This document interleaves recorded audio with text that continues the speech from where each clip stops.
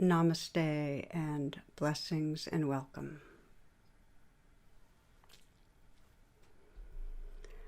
So it feels really very precious to be able to bring our hearts and awareness together and attend to what's going on within us in our world. And one of the questions I've been asked a lot lately has to do with how to handle our anger.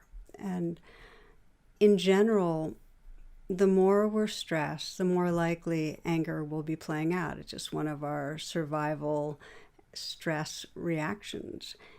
And here we are, and we're in a very traumatized society with huge anger and rage that's circling around our core wound of racial violence, circling around the inequities between the races, between classes, extreme political dividedness, bitterness, anger.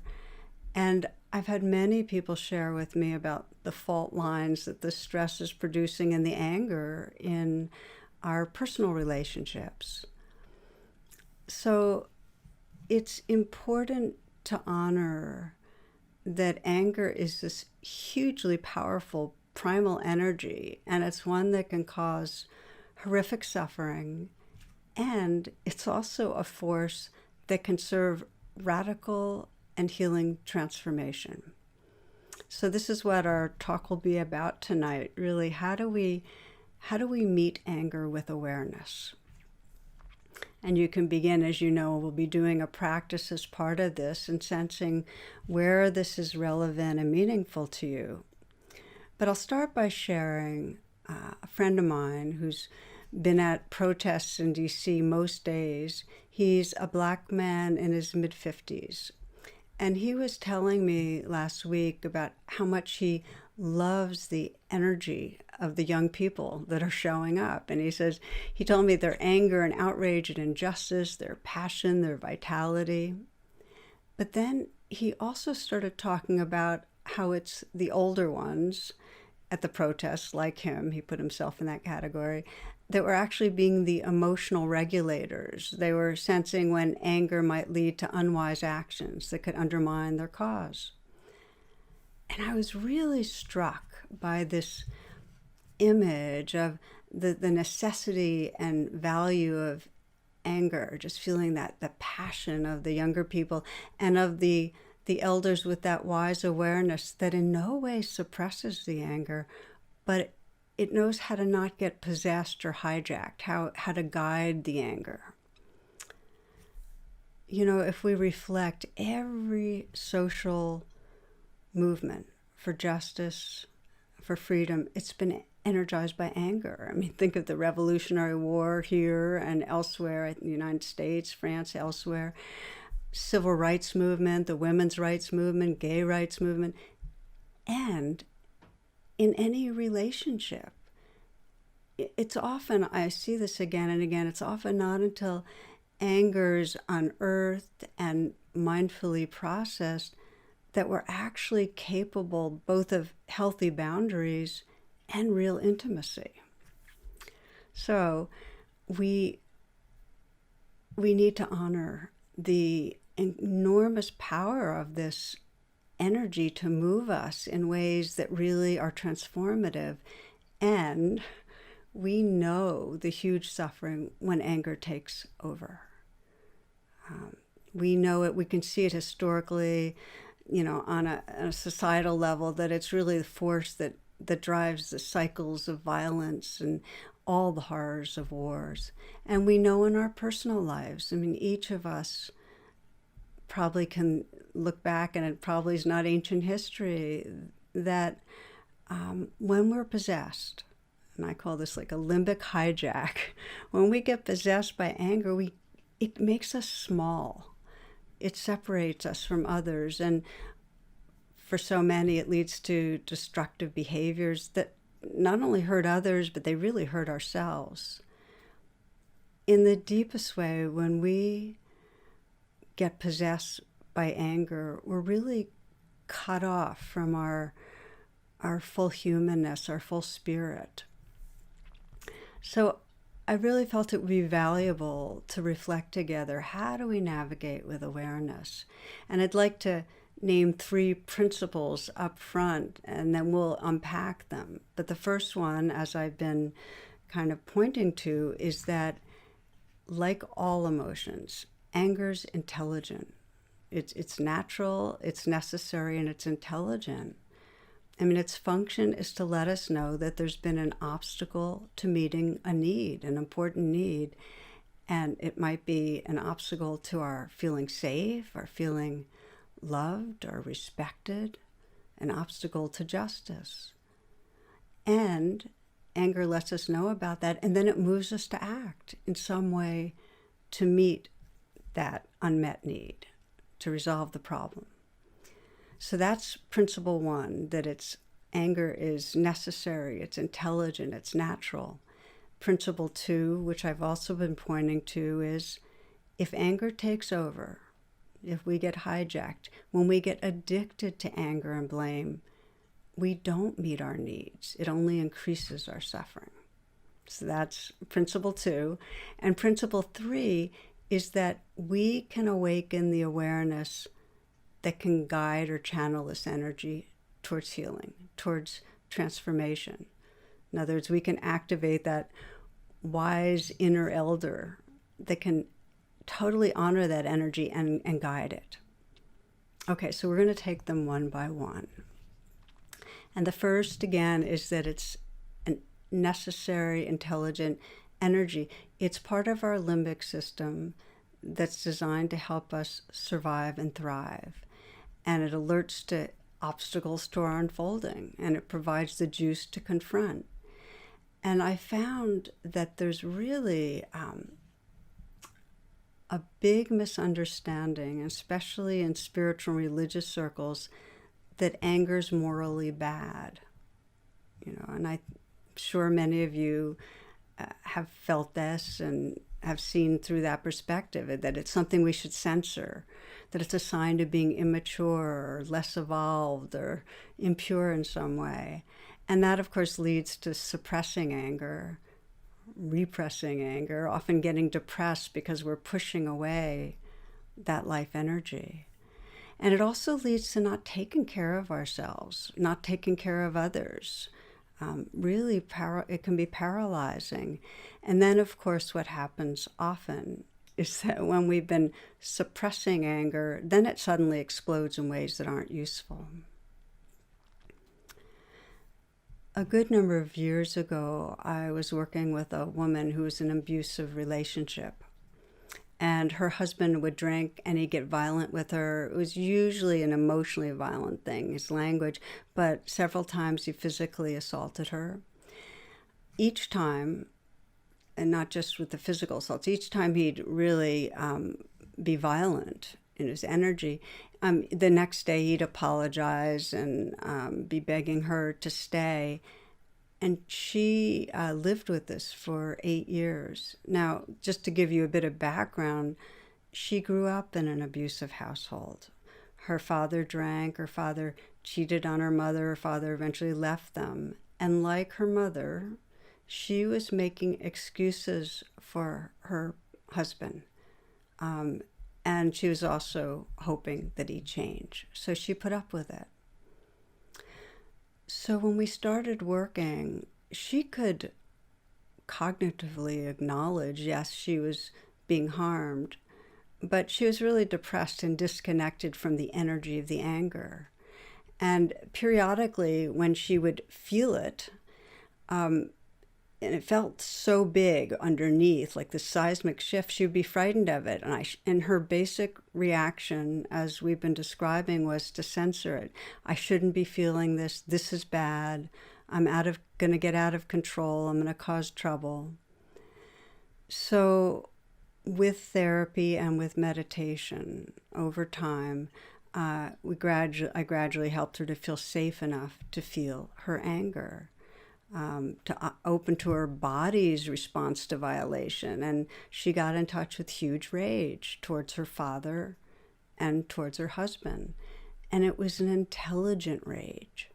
And it was empowering. By opening to its energy, she felt her capacity to create the boundaries she needed to create, which were to leave the relationship and to seek help from friends and others to make a new life. Now, I'm going to come back to her story, but I share it because it's so necessary sometimes for us to make the changes that we need to make to let ourselves feel the messenger of anger. Now, what about anger on a societal level? Because as I mentioned, it's what wakes us up to injustice, to the harming of those who are most vulnerable, to the harming of humans, to the harming of non-humans, to the harming of our larger body, the earth. It's like we have to feel that agitation often of, hey, this is happening and this is an abuse, a violation, an injustice, to move. Well, it's often stifled by the dominant culture. And I've seen in white Buddhist communities this kind of spiritual ethic of anger being an unwholesome energy. It's changing now how Buddhism is taught in the West, but I've seen this and how confusing and painful it is for people of color. People of color have been systemically violated by society, and of course anger arises. And I have, in our community, I have friends of color who have felt silenced and diminished and made wrong by this way of teaching that anger is unwholesome, that your anger is not spiritual. Women have the same experience in response to the injury of sexism. There's anger, and then they're berated for being out of control and overly emotional and disregarded. It's definitely a tool of the dominant part of our culture to then push under others when they get angry. So, principle number one, as we're talking again, anger's natural, it's intelligent, it's there to help us meet our needs, and it's a necessary part of energizing us towards change. Okay, principle number two, that anger ends up bringing suffering if we get hijacked, if we get addicted to it. So what happens when the anger button gets jammed, when we just keep on being angry? Well, we know what it's like, that our minds get absolutely hooked by resentment and blame. We're just circling in these thoughts. And our bodies are continually agitated by cortisol and all the other stress chemicals that come with anger. And our muscles are tight because we're tensing for fight. Our digestion gets slowed when that's happening. And our actions, aggressive, out of control. We intuitively know that sustained anger is no longer a healthy messenger. And yet part of our predicament as a society is we get addicted to anger and aggression, and often look for it in leaders. Some of you might remember Jack Handey. He puts it this way. He says, I can picture in my mind a world without war, a world without hate, and I can picture us attacking that world because they'd never expect it. We know the compelling force of anger, and on an individual level, when we get possessed, how addictive it is, how much we want to lash out. I'll give you another example, similar teaching as the above, and just to note, this is not from the Buddha. When you get angry, take a breath and count to 10. Throw a punch at 8. That catches them off balance. So forgive me, but just tossing in a few strange little things here.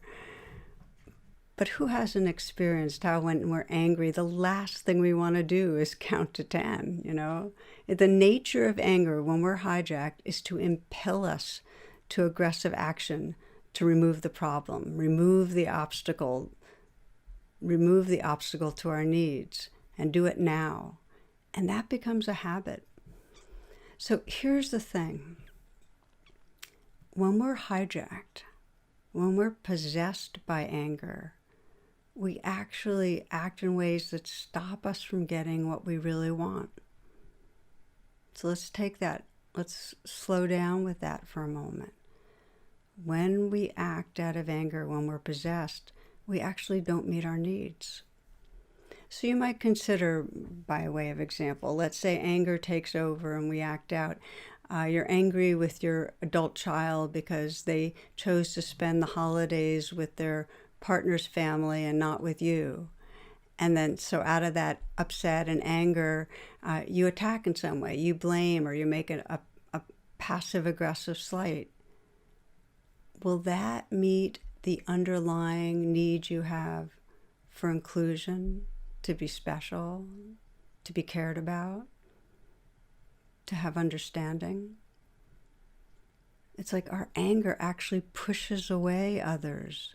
It creates defensiveness or more aggression back towards us. We don't get what we're actually seeking, which is under anger so often that we're wanting care, that we're wanting understanding, or we're wanting respect. There's a saying, speak when you're angry, and you'll make the best speech you will ever regret. And we kind of know that, don't we? So anger-driven aggression doesn't meet our needs. Yet here's what's important to know, that we still get hooked on it. It's addictive. And how come? I mean, why is it addictive if it doesn't meet our needs, our deep needs? And the reason is because it gives us a temporary hit. It gives us a temporary biochemical, psychological hit in the form of false power, in the form of feeling inflated or elevated. It's not true empowerment because we know it disappears with the next insult or rejection or misunderstanding, and then we're more hooked on more blame and more aggression. But it turns into a habitual substitute. And the more we're hooked on reacting with blame and anger, the more our sense of who we are solidifies. It becomes, we get identified as an angry self, a separate self, a victimized self, an aggrieved self. And you can see the same thing with a group, or let's say a nation, that's always responding with anger and blame. Then the identity becomes the entitled, aggrieved, bullying nation. And that may strike some familiar chords for some of us. Okay, so the principles again. 1 is that anger is natural and intelligent. 2 is that when we get hijacked and addicted by this limbic messenger, trouble. And maybe we'll pause here, and I'll just invite you, if you will, to check in, and let's see what you might find out about yourself in this. So you might close your eyes and come into presence. Take a few full breaths.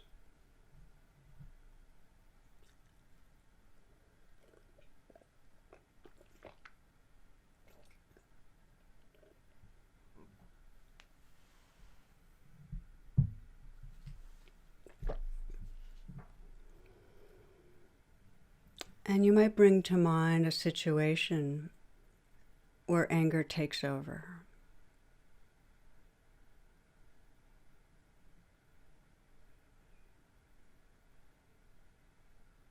What's happened recently or not so recently when you felt that hijack, where you've been possessed, you've acted out.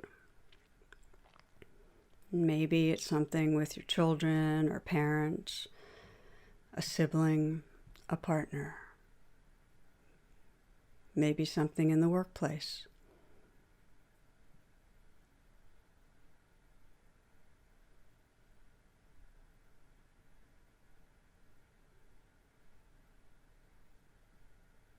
And once you have a situation in mind, now's the time to be a witness. Witness with interest, kindness. And notice in these moments, do you have any access to a bigger picture, any real understanding of what might be going on for the other person?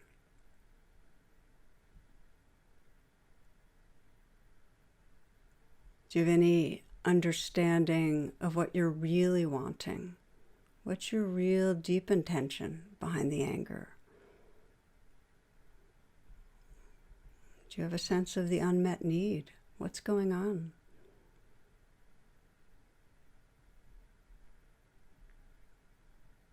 In this situation, do you get what you want? Does your anger work?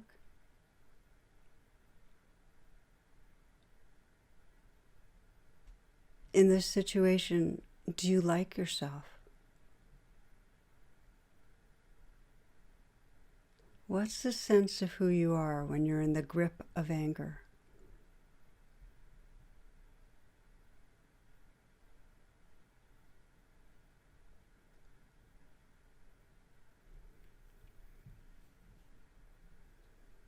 And again, you can trust that by witnessing with interest what happens, it actually gives you more of a understanding to begin to interrupt patterns, to begin to call on the inner wisdom that can support you. So this leads us to principle 3, which is we can learn to relate to the energy of anger in a healing and liberating way. And if you haven't already done it, it's fine to open your eyes. So here's the encouraging news. As a species, we've gotten better at modulating anger. With the help of our still evolving prefrontal cortex, we're more capable of down-regulating, meaning anger comes up and there's parts of us that have perspective and mindfulness and compassion that can say, okay, there's something we need to attend to, but it's not going to work to be violent right now. We can modulate, and evolutionary psychologists point to a real decrease in violence and an increase of human collaboration over the centuries. So we're moving in the right direction. And it's like we are gaining access. We do have the presence of the wise elder in us who honors the role of anger but guides us so we don't get taken over. That is the direction we're going on. And meditation, having a sincere intention to wake up in this way, actually gives us more access to that wise inner elder. So we see with Gandhi this really well modeled. He took off a day each week for meditation and prayer, and he claimed that he paused in this way to go inward to ensure that his activism came from the deepest part of his being. And I've always been inspired by that we have, many of us have things causes we're serving, things we're doing that feel so important and good, and yet we end up in our way of working and working with others, not really living from the very place that could allow that cause to be most furthered. And so anger is this message to do something, and yet if we know how to pause, it can be guided by wisdom. And I'd like to give you an example of how this can work. And I'd like to go back to the woman I was telling you about earlier, who was managed because her anger helped to energize her to get out of an abusive relationship. And she got divorced and reached out to me several years later when she was in a new relationship that was in trouble. So her anger had helped her to leave her abusive husband, but it hadn't gone away. And her new partner was not abusive, but she felt triggered and angry at him a lot. She was angry at him for being loud, for being messy, for the ways he didn't listen, for going out more than she wanted him to, for letting her down for things. And she'd let him know. I mean, she was on him, and then he'd become defensive and angry at her for always blaming him, for making him feel like a bad person. That was the situation. So we decided to revisit what was going on with her with rain. And rain is a way of when your anger is directed outward and your blame is directed outward. Rain is like making a U-turn where you bring all that attention, fixating blame outward, and you actually say, oh, well, what's going on inside me right now? So for her, she recognized, okay, anger is going, I'm angry at him. And when she started investigating, allowed her anger to be there, that's the A of rain. For those that are listening, I'm so used to talking about it, I sometimes forget to just name the acronym. R is recognize what's going on. A is allow. And then she started investigating. That's the I of rain, the anger. And she found underneath the anger was hurt. And the hurt had a kind of belief to it that said, if you really cared about me, you wouldn't act this way. So this means you don't care. And when I invited her to really get in touch with that hurt, she felt very, very young. I said, how old do you feel? And she said, 4 years old. And I said, well, what's going on? What does it remind you of? And she said, I'm alone and nobody cares about me. Father's unsafe, violent. This wasn't her language, but that was the feeling. And mother powerless, preoccupied. And she got in touch under that anger with a huge grief. And so that's when we could turn to the nurturing, which is the N of rain. And we asked that grieving place in her that nobody cared about what it needed. And as you can imagine, the nurturing it needed was to feel in some way seen and held and not left alone. This is the unmet need that was driving the anger, asking for attention. So her way of nurturing was to kind of, in a way, call on what she imagined to be the most wonderful, loving mother of the universe, that feminine energy, and just feel it like washing in her to her and hearing the message, I'm here, I care, I'm not leaving you. And so she spent a lot of time in her meditation with both hands on her heart and imagining that energy from the Divine Mother saying, I'm here, I care, I'm not leaving you. And that helped her when we worked together. She could feel, and this is during after the rain, which is the crucial part of the practice, because that's when you start sensing who you really are. She could sense that loving presence was really who she was. And she had to practice many rounds. She would get angry and blame outward, and because rain's never a one-shot, and then do that U-turn and pay attention to what's going on and come into that place of feeling that hurting, not cared for, and then again, I'm here, I care, I'm not leaving you. But over time, she found that she was more and more that was a real healing process. And she did talk to her partner, shared more of her past and how come she was getting triggered. And that was a very vulnerable thing to do, but it brought them closer because she wasn't blaming him, so he could actually be paying attention to her needs more and join her in trying to take care. Let me share with you one of the phrases that has impacted me hugely, and that is, vengeance is a lazy form of grief. Vengeance, that acting out, it's a lazy form of grief. And it's a lazy form of fear. It means we haven't attended to the grief or the fear, but instead we've just lashed out. And so it becomes really important to have that inner elder that says, okay, come back.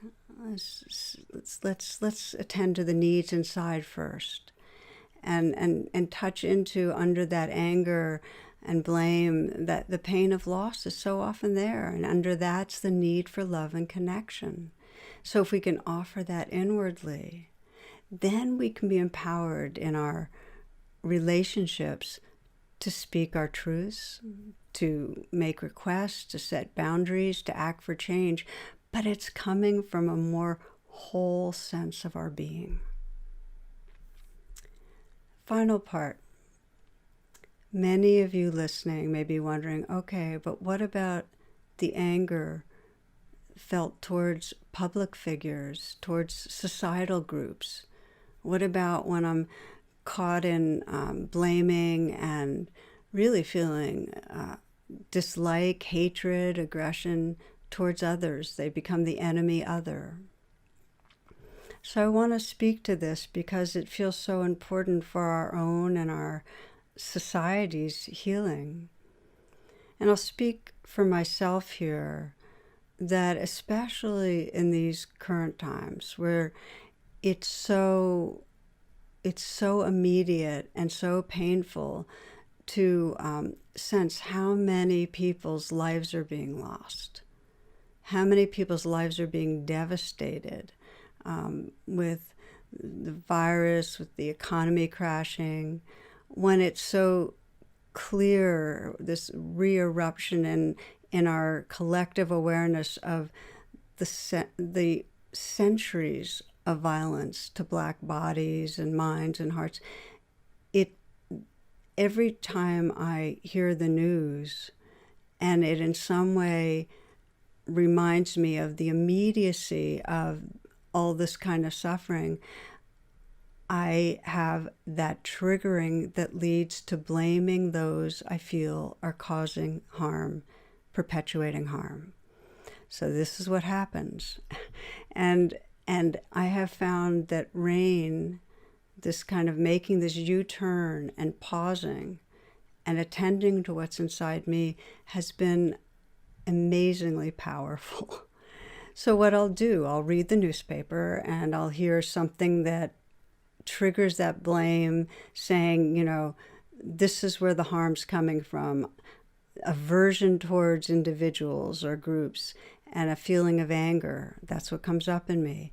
And then I'll say, okay, time for rain. And I'll make the U-turn and I'll recognize, okay, anger, aversion.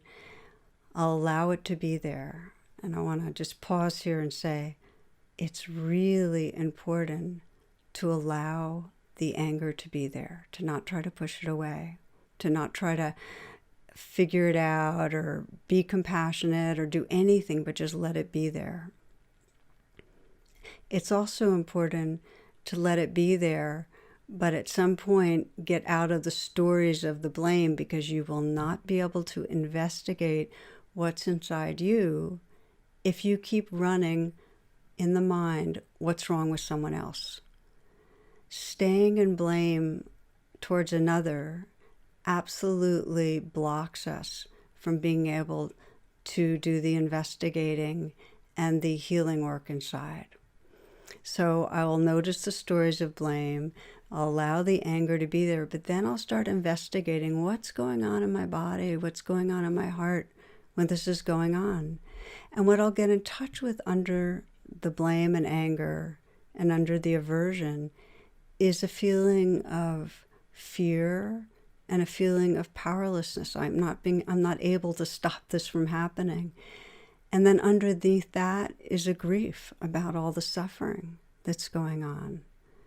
And right in the heart of that grief is care. I want others to be safe. I want them to be taken care of. I want justice. So when I can investigate and get down to that caring presence really reconnects me with more of a sense of wholeness. I'm back in touch with the wise inner elder, and I can actually then be more purposeful and energized in acting. So it doesn't stop me from acting, it actually brings more clarity. And I've gotten very involved in many different ways in terms of social activism. And if you're interested in what right now is a key domain for my engagement, just check my homepage on my website. So here's, in terms of part of closing together, the big picture. And I often quote Ruth King, who has a wonderful book, Mindful of Race, who says, anger is initiatory. It's not transformative. And I think this is our understanding here, that we need the energy of anger. The younger people at the protests, we need that energy. We need it. And we need our wisdom and care to guide that energy so it's transformational. Because here's the thing. It's your caring, not anger, that will actually seed a more just and loving world. It's your anger. I'm sorry, let me say that again. It's your caring, not your anger, that will seed a more just and loving world. Many of you have probably heard of the killing fields of Cambodia. More than 1 million people were massacred by the Khmer Rouge. And then after that happened, Mahagosananda, very well-known Buddhist monk, he was known as the Gandhi of Cambodia. He led thousands of traumatized refugees. They'd been at UN camps. He led them back home after the massacres. He led them through what have been called now the killing fields in the jungles. And throughout, as he led them, he would continually be chanting from this Buddhist text, hatred never ceases by hatred, but by love alone is healed. This is the ancient and eternal law. Hatred never ceases by hatred, but by love alone is healed. This is the ancient and eternal law. So in this chant, he was guiding Cambodians to another way to live.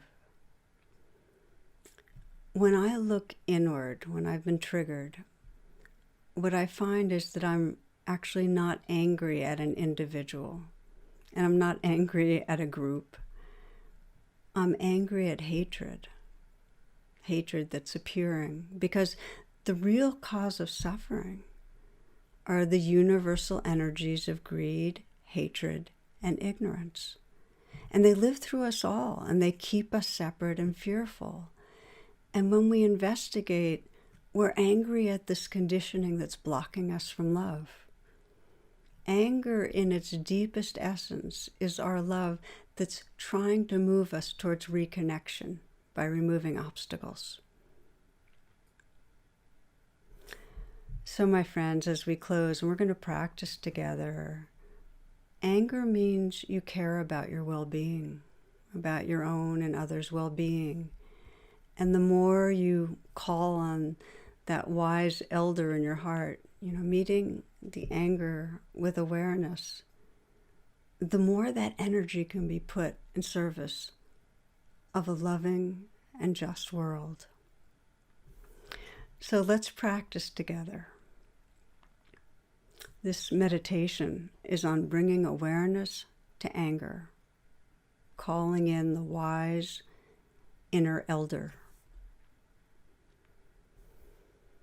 You might close your eyes. You might take a few full breaths.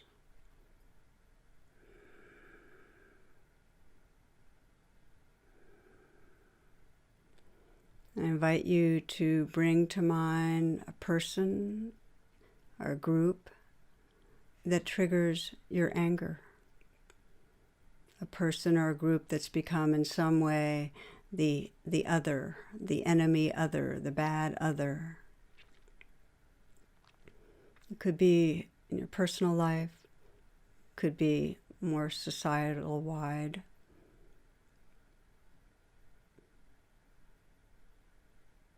And as you bring that person or group to mind, sense what is going on that creates your agitation.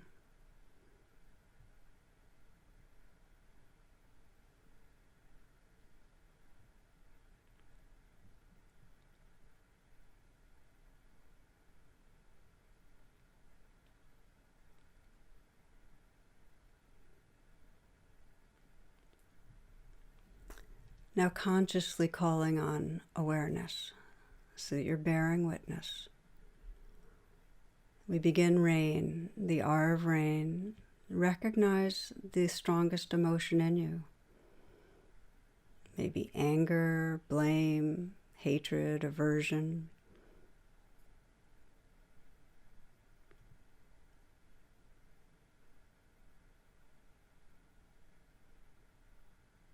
You might mentally whisper what you're aware of.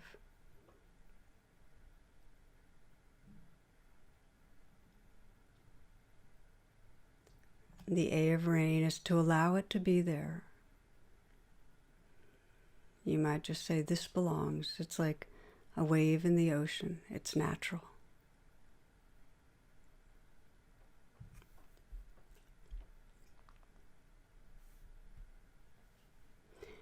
And begin to investigate with interest. You might even ask yourself, well, what am I believing when I'm feeling this?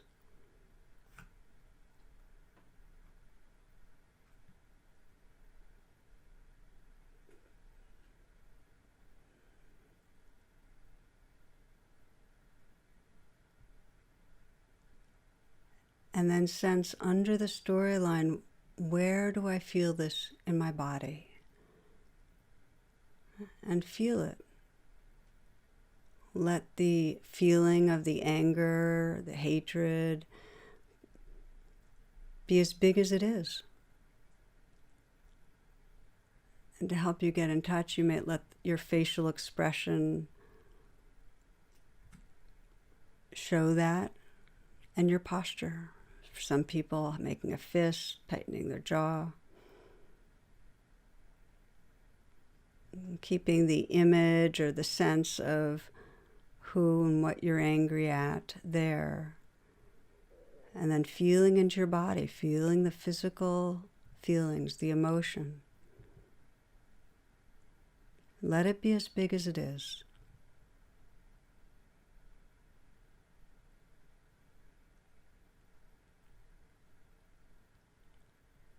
And then you might sense underneath it, what's there? What most wants attention?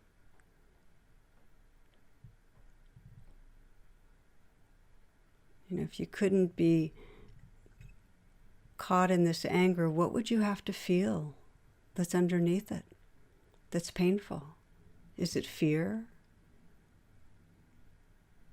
Is it hurt? Is it powerlessness?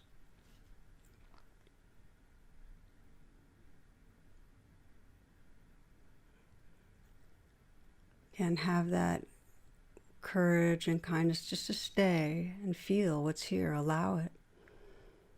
What's the deepest feeling of vulnerability there? The deepest unmet need? Is it for love, for safety, for yourself, or for others?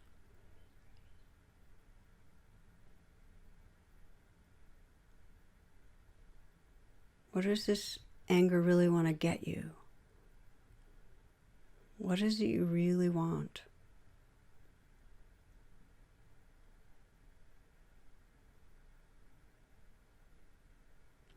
This can lead to nurturing. So sense, does this vulnerable place want to be understood? Want to be embraced? Want to be protected? Want love? Want compassion?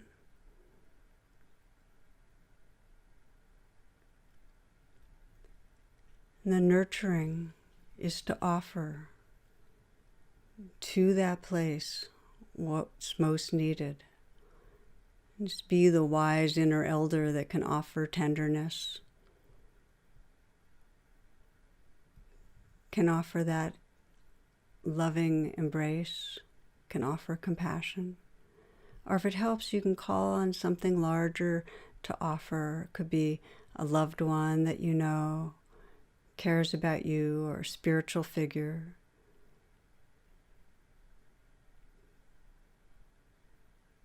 To bring a nurturing presence to that unmet need.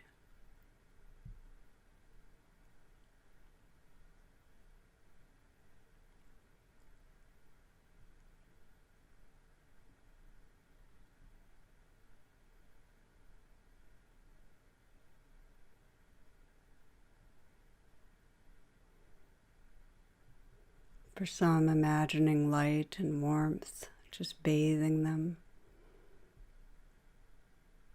To imagine a real presence close in of one that cares.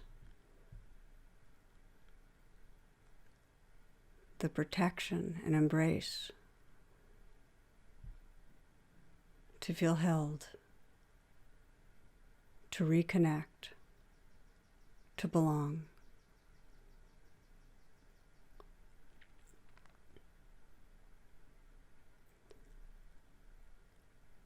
And then for these last few moments of the meditation, just sense the quality of presence that's here. Whatever has shifted, whatever's opened. You might sense where you started from, possessed, angry, feeling a victim, feeling a small self, to really this presence and care and wisdom. And you might look through the eyes of your inner elder and scan the situation that you're in. Scan the situation that triggers you.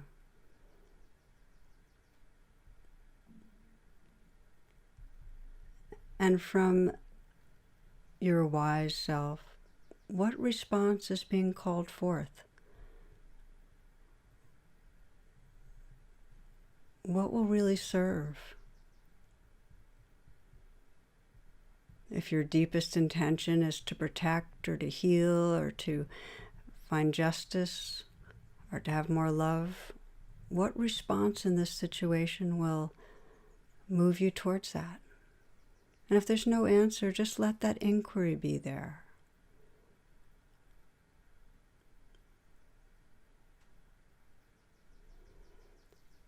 And finally, sense that you are part of many others right now, reflecting with courage and presence on this powerful energy that lives through us. Reflecting with presence on what we're really caring about and how to move our lives and our world towards that. So that we can feel our shared prayer to let anger energize a true healing in our own lives and in society.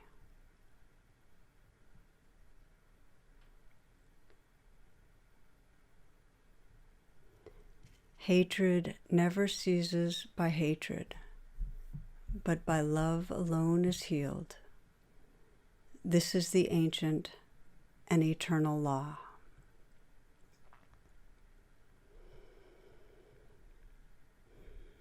Okay, now opening your eyes, taking a few deep breaths. Thank you. Thank you for your willingness to inquire together and touch into what's real. For those that are interested, there are discussion groups that follow this class. And for all of you, I'm sending you all blessings to take good care, to be kind to yourself, to others, and to honor the life that's arising. I hope to be with you soon. Thank you.